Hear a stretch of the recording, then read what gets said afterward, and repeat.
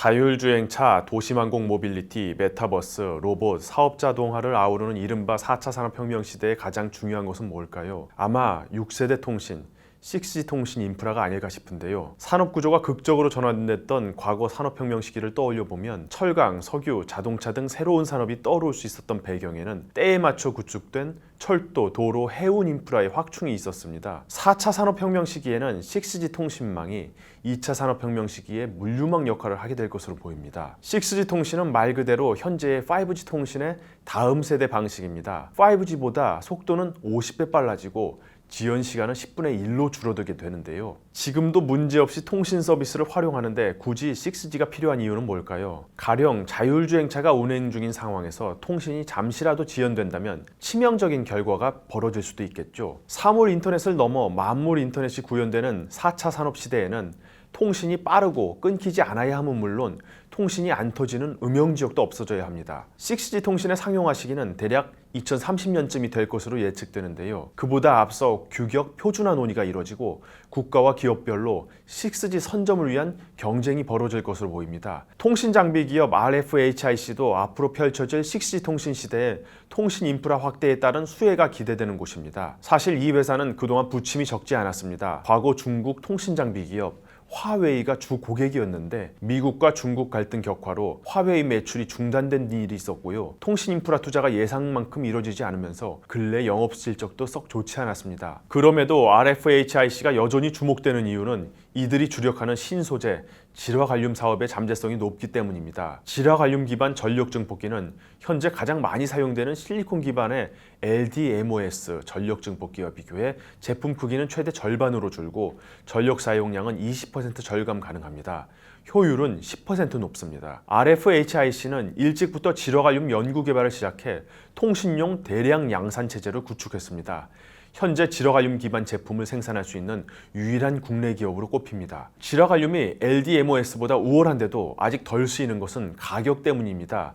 연구 개발을 통해 생산 단가는 계속 낮아질 것으로 기대됩니다. 게다가 앞으로 통신망이 고도화할수록 질화관륨의 필요성은 높아질 수밖에 없는데요. 고주파수 대역에서 기존 LDMOS는 열 손실 탓에 성능이 급격히 저하되기 때문입니다. 3GHz 이하의 주파수에서는 LDMOS를 사용해도 큰 문제가 없지만 지금 진행되는 5G 통신만 해도 완벽히 구현하려면 높은 주파수에서 높은 효율과 안정성을 보유한 질화관륨 트랜지스터가 필요할 수밖에 없습니다. 6G 통신은 5G보다 더 높은 초고주파수 대역에서 서비스가 이루어지는 만큼 질화관륨과 같은 소재의 수요는 점점 늘어날 가능성이 큽니다. 또 6G 통신에서 중요한 역할을 하게 될 것으로 예상되는 분야가 위성통신인데요. RFHIC의 질화관륨 소재가 적용될 여지가 많습니다. 일론 머스크의 스타링크, 제프 베이조스의 아마존, 하나그룹이 이사회로 참여하는 원웹 등은 저궤도 위성으로 군지 위성을 형성해 통신망을 구축해 나가고 있는데요. 우주 궤도에서는 전력 사용이 극히 제한되어 있으므로 주어진 전력으로 기능을 극대화할 수 있는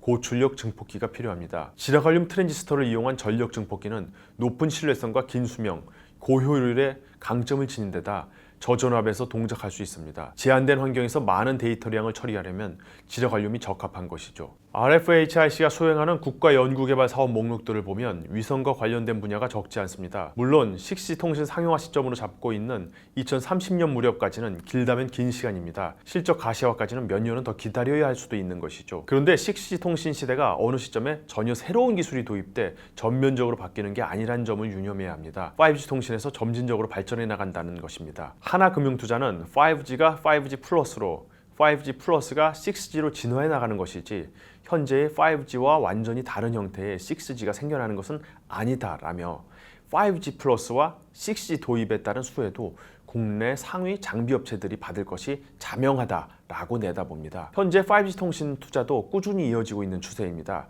특히 북미 통신사들의 투자가 확대될 것으로 예상됩니다. 게다가 신규 통신사인 DC네트워크가 통신 시장에 뛰어들었는데요. 시장 진입 조건이 2023년 6월까지 5G 통신 기지국 3만 개 이상 구축하고 미국 내 커버리지 70%를 의무적으로 달성한다는 등의 내용입니다. 미 이행 시 22억 달러의 벌금을 물어야 하기 때문에 DC네트워크 고발 통신 장비 수요는 비교적 확실하다 할 수 있습니다. 그런데 삼성전자가 DC네트워크에 1조 원 규모의 장비를 수주한 것으로 확인됐는데요.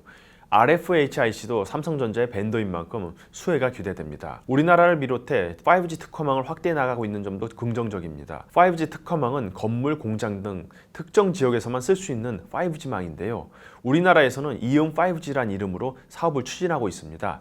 장비사들에게는 공급 기회가 늘어나는 셈입니다. RFHIC는 통신 장비 외에도 전력 반도체 등으로 사업을 넓혀가고 있는데요. 전력 반도체는 말 그대로 전력을 제어하는 반도체입니다.